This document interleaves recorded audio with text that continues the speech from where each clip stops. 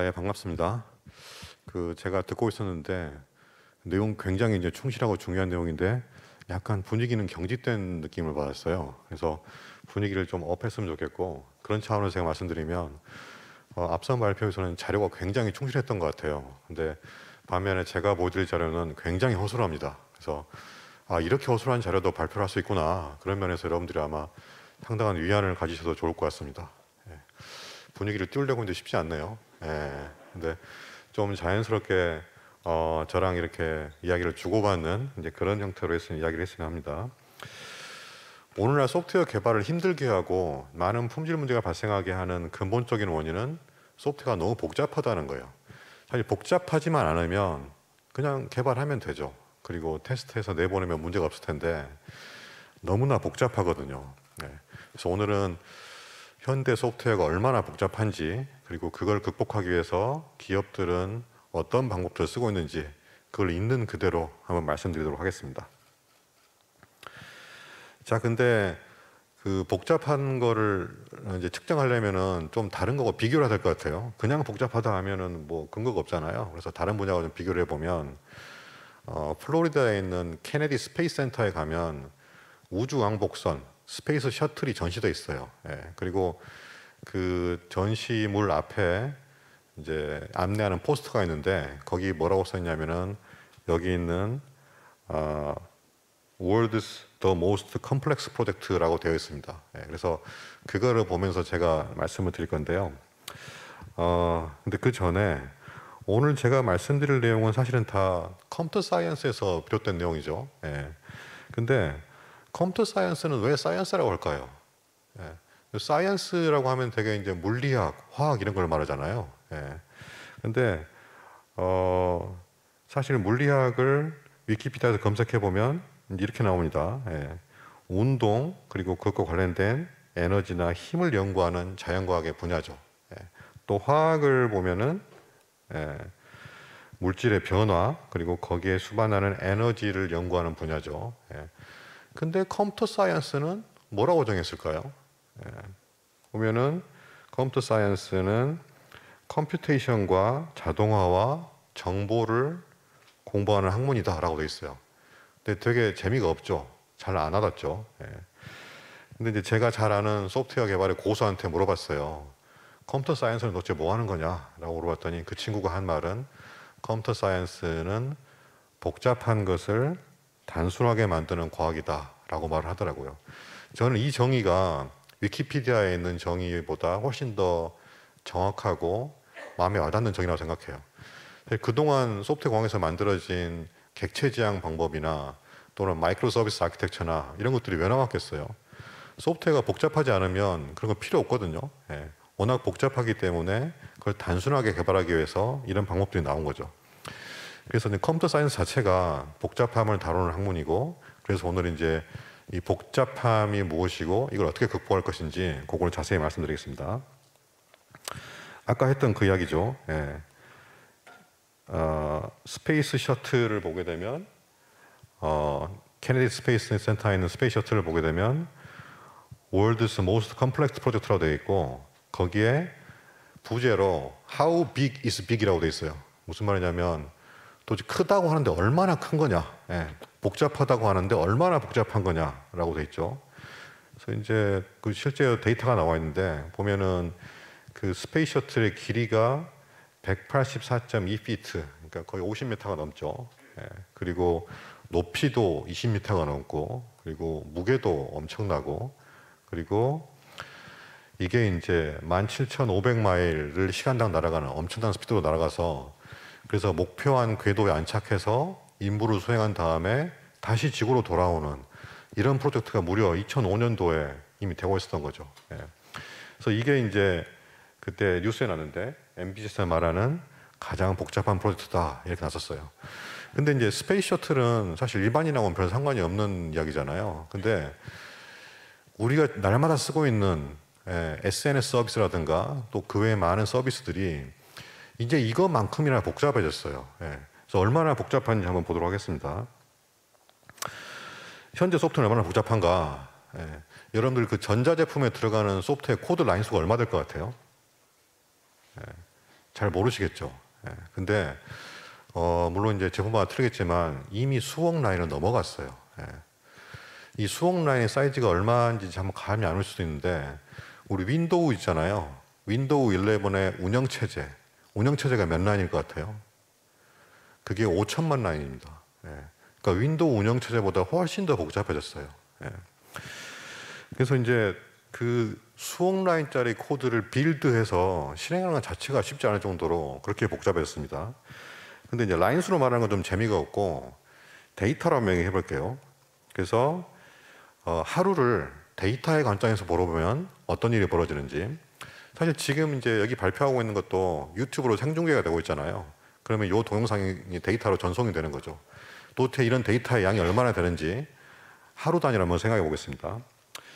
첫 번째가 트위터에서 트위팅이 하루에 몇 개 올라올 것 같아요? 트위터 메시지가. 이게 500밀리언입니다. 그러니까 5억 개죠. 5억 개의 트위팅 메시지가 올라오는 거예요. 그리고 인스타그램에서 올라오는 동영상과 사진의 개수가 9,500만 개입니다. 이것 자체도 어마어마한 크기인데 그냥 이걸로 끝나는 게 아니고 페이스북이나 인스타그램이나 트위터를 하게 되면 항상 뭐가 따라와요? 광고가 따라오죠. 그 광고가 어떻게 생성됩니까? 이 수많은 데이터들을 분석해서 인공지능에 맞춤형 광고를 제공해 주는 거죠. 그러니까 이 수많은 데이터를 계속 분석하고 거기에 따라서 맞춤형 광고를 제너레해 주는 서비스가 계속 돌아가고 있는 거예요. 거기에 더해서 여기서 이제 데이터 프라이버시를 해치게 되면 그러면 소송이 걸 수 있기 때문에 이런 시큐리티나 데이터 프라이버시를 보장하기 위한 모듈이 또 돌아가고 있어요. 그러니까 굉장히 복잡한 소프트웨어가 되고 있는 거죠. 최근에 가장 데이터를 많이 소비하는 분야는 자동차예요. 그래서 커넥티드 카라고 하는데 자동차가 운행하면서 자동차의 운행 정보, 자동차의 상태 이런 것도 서버와 주고받고 또는 엔터테인먼트를 위해서 동영상, 음악을 주고받잖아요. 그 데이터의 양이 하루에 얼마일 것 같아요? 인터커넥티드 카 하나가 주고받는 데이터의 양이 4TB입니다. 어마어마하게 크죠. 그리고 그러면 이 데이터들을 다 합쳐서 전 지구상에서 하루에 왔다 갔다 하는 데이터의 양이 얼마일까요? 그게 2025년까지 하루에 463 EB가 될 거라고 합니다. EB가 어떤 단위인지 아세요? 엑사바이트예요. 여기 잘 대답하셨습니다. 근데 이제 혹시나 익숙하지 않은 분들을 위해서 제가 설명을 드리면 이게 그 단위거든요. 아시다시피 기가바이트가 이제 10억 바이트고 그리고 테라바이트가 10억의 1000배니까 이제 1조 바이트죠. 페타는 1000조가 되겠죠. 그 다음에 엑사예요. 엑사면은 1000조 다음이니까 얼마일까요? 여기서 헷갈리죠. 그게 100경이고요. 그 다음에 이걸 넘어가는 게 제타예요. 제타는 뭐라고 불러야 되죠? 100경 다음이면 경 다음이 해인가요? 경해, 10해. 그리고 이제 예타바이트가 그거의 1000배니까 해 다음 단위가 필요하겠죠. 뭐가 있다고 들었는데 저는 잘 까먹었어요. 모르겠어요. 그러니까 이 정도로 데이터가 커지고 있는 거예요. 그래서 지금 이미 하루에 쓰는 데이터가 수백 엑사바이트가 됐고 좀 있으면 제타바이트, 그다음에 예타바이트하고 넘어갈 거예요. 그러니까 이 수많은 데이터들을 문제없이 처리하고 그 데이터를 인공지능으로 분석해서 맞춤형 광고를 내고 그러면서도 데이터의 프라이버시나 시큐리티에 문제가 없게 관리하기 위해서는 이제 굉장히 복잡한 활동이 필요한 거죠. 이 정도로 모던 소프트웨어는 복잡합니다. 자, 그런데 이제 이 복잡한 소프트웨어를 감당하는데 챌린징한 요소들을 좀 자세히 살펴볼게요. 첫 번째로는 이 복잡한 시스템을 어떻게 개발할 것인가. 중요한 컨셉이 availability하고 maintainability예요. 그래서 이제 maintainability는 소프트웨어가 한 번 내놓고 끝나는 게 아니잖아요. 계속 업데이트를 해야 되는데 이 복잡한 서비스를 그대로 유지하면서 그러면서 기능을 추구해야 되거든요. 그게 굉장히 어려운 기술인 거죠. 첫 번째 있는 availability는 이게 어느 정도 시간 동안 가용한가를 나타내는 겁니다. 그래서 이 가용성의 단위로는 number of nine을 쓰는데요. 그 9가 몇 개냐라는 거죠. 그래서 최근의 스탠다드는 5-9이에요. 그러니까 99.999%. 그러면 구글 지메일 같은 경우 구글 지메일이 다운되면 큰일 나잖아요. 예. 그 구글 지메일이 목표로 하는 게 5.9이에요. 99.99%고 이거를 1년으로 환산하게 되면 1년 365일 동안 지메일 서비스를 하면서 다운되는 시간의 총합이 1분, 2분을 안 넘어야 돼요. 예. 그 외에는 항상 가용해야 돼요. 예. 그러니까 이게 굉장히 어려운 작업이죠. 실제로 이제 개발자들이 많이 쓰는 사이트가 스택 오버플로우라고 개발하다 문제가 생기면 찾아보는 사이트가 있는데 그때 한번 그게 다운된 적이 있어요. 한 1시간, 2시간 다운된 적이 있는데 그때 사람들의 말이 그거였어요.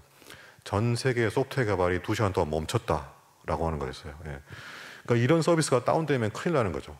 그러니까 이런 복잡한 서비스가 절대 다운되지 않도록 만드는 소프트웨어 굉장히 어렵고 복잡할 수밖에 없습니다. 두 번째는 이게 그냥 개발로 끝나는 게 아니라 수많은 레귤레이션, 그러니까 규제가 있고 vulnerability, 그러니까 보안 취약점들이 존재하는 거예요. 그래서 이런 것들도 대응하지 않으면 문제가 생깁니다. 그래서 오픈 소스는 반드시 오픈 소스 라이센스를 만족을 시켜야 되고요. 그 외에 시큐리티 홀, 보안 취약점이나 프라이버시 문제도 대응을 해야 됩니다.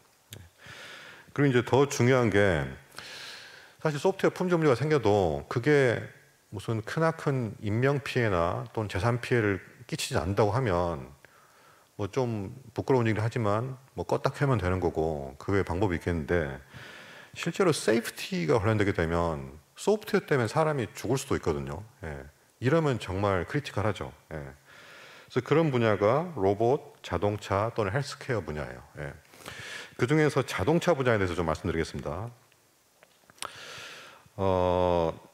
아시다시피 이제 토요타, 테슬라, 구글 자율자동차 등에서 소프트웨어나 센서 결함으로 사고가 발생한 적이 있어요. 예. 그 중에서 토요타 케이스만 보겠습니다. 예. 토요타에서 결론적으로 말씀드리면 1200만 대를 리콜을 했고요. 예, 급발진 사건이죠. 그리고 16억 달러를 배상을 했고 그래서 총 40억 달러의 이제 손해를 입었습니다. 근데 이 문제가 어디서 생겼을까요? 예. 이 문제가 소프트웨어 문제일 것이다라고 많은 사람이 의심을 했어요. 그런데 수년간 조사를 했는데 원인을 밝히지 못했어요. 심지어 나사의 전문가까지 동원이 됐는데도 밝히지를 못했어요. 그 이유가 시스템이 너무 복잡해서 이게 문제다라고 밝히기 어려운 거예요. 그런데 어떤 컨설팅 회사가 이 문제를 집요하게 파고들어서 이게 소프트웨어 문제가 맞다라고 증명을 해버렸어요. 그래서 거기서 찾은 사례가 이런 것들입니다. 재기함수. 재기함수는 위험한 거 아시죠? 굉장히 수학적으로는 멋있긴 하지만 오버플로우라든가 그런 문제가 생길 수 있는데 이게 발생할 수 있다는 거를 증명을 했고 그리고 타이캐스팅은 굉장히 좀 위험한 오퍼레이션이잖아요. 근데 그거를 해서 잘못해서 변수값이 변경된 사례가 있었고 그리고 이제 빗 플랍에서 0이 1이 되고 1이 0이 될 수가 있다라는 걸 밝혀냈어요. 근데 이제 중요한 건 뭐냐면 저런 에러들은 어느 소프트웨어나 다 발생할 수 있는 부분이에요. 중요한 거는 이게 드러나기 쉬웠으면은 개발 중에 해결했을 거예요. 그런데 해결하지 못한 이유가 너무 복잡하고 이해하기 힘들어서 그래서 발견을 못했고 나중에 문제가 있다라는 거죠. 이 복잡도를 극복하지 않으면 이제 소프트웨어 개발은 힘든 겁니다. 이제 본론으로 가겠습니다. 그럼 어떻게 해결할 거냐? 복잡도를 해결하기 위해서 일단 개발을 잘해야 되겠죠. 그리고 검증을 잘해야 되겠죠. 그런데 개발을 하려면 일단 개발 환경을 셋업을 해야 돼요. 그러니까 내가 개발에 필요한 도구들을 다 설치를 해야만 개발할 수가 있는데 이제 그 개발 환경 셋업하는 것 자체가 쉽지가 않아요. 워낙 속도가 금방 커져가지고 어떤 상황인지 보겠습니다. 첫 번째로 개발에 사용되는 툴들, 그러니까 컴파일러, 디버거, 테스터, 정적 분석 도구 이 툴의 개수가 수십 개입니다. 이 수십 개를 깔아야만 개발할 수가 있고요. 두 번째, 이제 맨 땅에서 개발하는 것보다는 오픈 소스나 이제 다른 프레임워크들을 가져오는 경우가 많은데 이 오픈 소스가 최소 수백 개예요. 이 수백 개를 버전을 맞춰서 문제없이 설치를 해야만 그래야만 이제 문제없이 소프트웨어를 개발할 수가 있습니다. 저기서 오픈소스 디펜던시 때문에 조금만 컴플레인트가 발생해도 소프트웨어 동작하지 않습니다. 세 번째로 이제 서드 파티 컴포넌트도 굉장히 많은데 이제 이런 것들도 다 설치를 해야 되는 거죠. 근데 예전에는 이거를 어떻게 감당했었냐면 로컬 인바이러먼트, 그러니까 각자의 컴퓨터에서 저 환경을 셋업을 하고 또는 서버를 이용하더라도 거기 개인 스페이스는 다 따로따로 있으니까 각자 작업을 했었어요. 예, 그러면 한 명이 이 작업하는데 수일이 걸린다라고 하면 그거를 100명의 개발자가 개발하면 그걸 100번을 해야 되는 거죠. 그러니까 어마어마한 이제 에포트가 들었는데 그걸 지금은 다 클라우드 기반으로 바꿨어요. 그래서 한 번 성공한 이미지가 나오면 그 이미지를 컨테이너에 집어넣고 그 컨테이너를 클라우드 옮긴 다음에 그 클라우드에서 인스턴스를 많이 생성해서 다른 개발자들은 저런 고생하지 않고 곧바로 작업을 수행할 수 있게 이렇게 만들었고요. 거기에 쓰는 기술이 컨테이너, 오케스트레이션 이런 기술들입니다. 예. 그래서 저희는 이제 이런 환경으로 몇 년 전부터 시작했고 페이스북이나 다른 사람들도 이런 비슷한 환경을 갖추고 있다고 알고 있습니다. 이제 개발 환경을 잘 갖췄으면 개발을 해야 되겠죠. 예. 근데 개발하는 방법이 단순히 복잡하니까 많이 잘게 쪼개서 잘 개발해라 이렇게 해서 대응할 수 있는 시대가 지났어요. 그러기에는 너무나 속도가 복잡해요. 그래서 아예 프로그래밍 패러다임을 시프트할 필요가 있는데요. 그래서 나온 이제 패러다임이 소위 퓨어 펑션 또는 이뮤터빌리티 같은 거예요. 그러니까 퓨어 펑션을 뭐 우리말로 고치면은 순수 함수라고 할 수 있겠죠. 예. 함수가 순수하다 좀 이상한데 매번 똑같이 동작하는 함수라고 생각하시면 돼요. 소프트웨어가 복잡해지면 주변 컨텍스트에 따라서 함수 동작이 달라질 수 있는데 그것 때문에 개발이 힘들어진다. 그래서 항상 똑같이 동작하는 퓨어 펑션.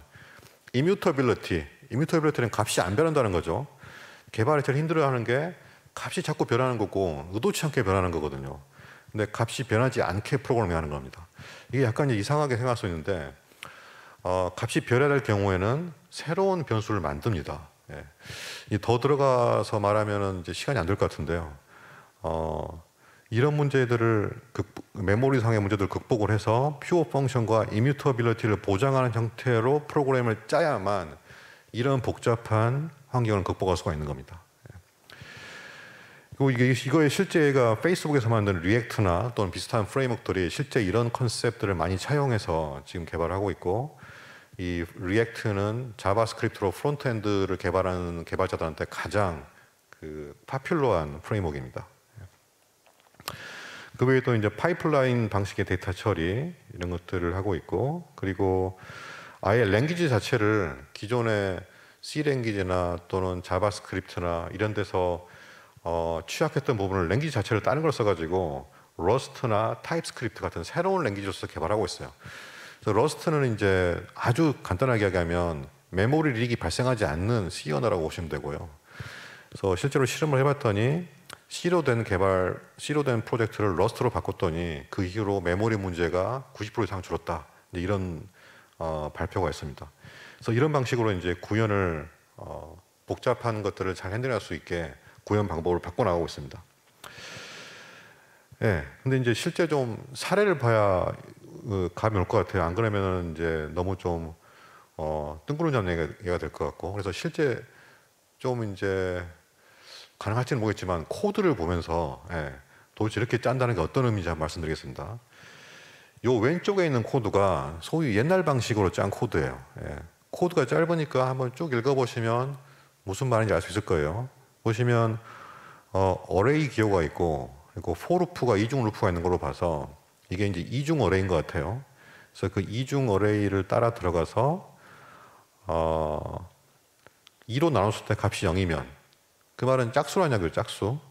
짝수만 찾아가지고 걔를 제곱하는 거죠. 쭉 읽어보면 보이는데 사실 이 코드는 이제 아까 말씀드린 함수형 프로그래밍 방법을 쓰게 되면 한 줄로 끝낼 수 있어요. 그게 이거거든요. 이 한 줄의 코드가 왼쪽에 있는 코드와 같습니다.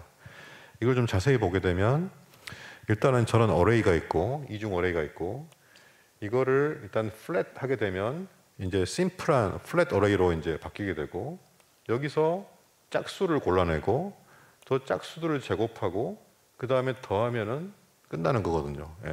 이게 이제 한 줄로 구현된 거죠. 중요한 거는 라인 수가 줄었다가 아니고 왼쪽은 결함이 있어도 잘 보이지 않는 코드예요. 만약에 저런 식의 코드가 수백 라인, 1000라인이 있다고 하면 결함이 중간에 숨어 있어도 잘 보이지가 않겠죠. 반면에 오른쪽 코드는 논리적으로 너무 명백하기 때문에 결함이 존재할 수가 없는 코드거든요. 예. 그리고 결함이 있어도 바로 눈에 드러나는 코드고. 그러니까 오른쪽 방식으로 코딩을 하지 않으면 이제 앞으로는 소프트웨어 개발의 복잡도를 감당할 수가 없습니다. 실제로 이제 지금 이런 방법이 많이 쓰고 있고 여러 분야에서 이런 식으로 코딩하려고 많이 노력하고 있습니다. 마지막으로 이제 검증입니다. 예.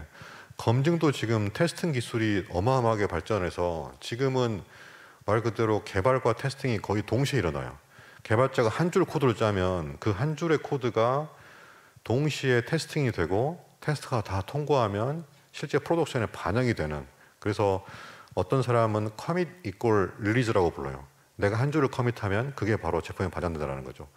그 정도로 검증도 굉장히 지금 치열하게 진행이 되고 있습니다. 근데 지금 검증 기술을 말씀드리는 거는 좀 이제 힘들 것 같고요. 이 검증 기술 외에 각 회사들이 알아서 검증을 하게 놔두는 거는 지금 같은 복잡한 소프트웨어를 핸들링하기에는 너무 리스키한 것 같아요. 그래서 정부나 각종 표준 기관에서 소프트웨어 품질과 안전을 강제하기 위해서 국제 표준과 인증을 만들었어요. 예. 그래서 이제 LG전자도 우리 제품이 품질이 괜찮다라는 걸 말로 떠드는 건 의미가 없잖아요. 그래서 저희도 이거를 개런티하기 위해서 LG전자 소프트웨어 공인시험소라는 걸 만들었고요. 실제 이렇게 인증을 받았습니다. 그러니까 국제 인증을 받았고 거기에 들어간 내용을 보게 되면 일반 소프트웨어, 그리고 산업기능안전, 그리고 자동차 기능안전, 이 세 개에 대해서 인증을 받았고, 그리고 이제 자동차 부분에 가장 유명한 시험기관인 TÜV 라인란드의 공식 파트너가 되었습니다. 예. 그래서 테스트를 열심히 하는 것 외에 이제 이런 국제적인 표준을 만족하고 인증을 받을 수 있도록 노력하고 있습니다. 예. 제가 드릴 말씀은 이제 다 드렸고요. 사실 오늘 제가 한 이야기가 무슨 새로운 이야기는 하나도 없어요. 다 원래 있던 이야기고, 근데 그 원래 있던 방법론, 남들이 잘하고 있는 거, 그거를 잘 따라하고 잘 응용하는 게 중요하거든요. 그래서 예전부터 여러 얘기가 나왔었고, 이 거인의 어깨 위에 올라서자라는 이야기는 예, 이렇게 되어 있습니다. 예. 내가 만약 더 멀리 볼 수 있었다면 그거는 내가 거인들의 어깨 위에 올라섰기 때문이다. 이 말을 누가 했을까요? 굉장히 유명한 사람인데 예, 모르셔도 됩니다. 근데 이 사람, 이거는 이제 뉴턴이 했어요. 예, 물리학자 뉴턴이 했던 이야기고, 그러니까 뉴턴이 이제 만유인력의 법칙이라든가 그의 많은 법칙들을 개발했을 때 이게 그 앞선 학자들의 에포트를 이용해서, 업적을 이용해서 했다라고 강조를 한 거죠. 그런데 이렇게 물리학이나 수학은 분명히 이렇게 앞에서 정립된 것들을 기반으로 그 다음 이론이 정립되는 것 같아요. 근데 이게 제일 안 되는 데가 컴퓨터 사이언스예요. 예, 그래서 컴퓨터 사이언스는 어떤 말을 하고 있냐면, 우리 소프트웨어 개발자들은 어깨 위에 올라서는 게 아니라 토우, 발끝에 올라서고 있다. 예. 그러니까 어깨 위에 올라서면 이미 1m로 올라가는 건데 그냥 발끝 위에 올라서서 10cm밖에 못 올라가는 거죠. 예. 이 말을 누가 했냐면 댄 잉할스, 그러니까 스몰 토크 5세대 버전을 만든 사람이죠. 그리고 객체지향의 아버지라고 불리는 사람, 그 라파이크, 유닉스 개발에 참여했고, 그리고 고오너를 만든 사람, 예. 고오너 개발에 참여한 사람이죠. 이런 소프트웨어 고수들이 이런 말을 한 거예요. 그러니까 지금 사실은 우리가 기술 개발도 계속 해야죠. 근데 사실은 있는 기술만 잘 활용하고 또 다른 사람들이 했던 것들을 잘 받아들여서 쓰게 되면 할 수 있는 것도 되게 많은데 그게 너무나 안타까우니까 이런 이야기를 하고 있는 거죠. 그리고 이 말은 지금도 유효하다고 생각돼요. 여기 지금 모여 계신 분들도 굉장히 한 일이 많을 텐데 그런 것들을 잘 쉐어하는 게 그렇게 잘 되고 있는 것 같지는 않아요. 예. 그래서 제가 마지막으로 제안을 드립니다. 예. 마지막으로 이 소프트웨어 품질 인사이트 컨퍼런스에서는 여러분들이 모여서 그동안 했던 작업들을 오픈하고 쉐어, 공유하고 서로 커넥트, 주고받아가지고 예, 그래서 소프트웨어 복잡도를 극복할 수 있으면 좋겠습니다. 그래서 이제 뭐 제 마음대로 쓴 건데 이거를 소프트웨어 품질 인사이트 컨퍼런스의 모토로 삼으면 어떨까라는 이제 생각을 해봤습니다. 예, 이상으로 마치겠습니다. 감사합니다.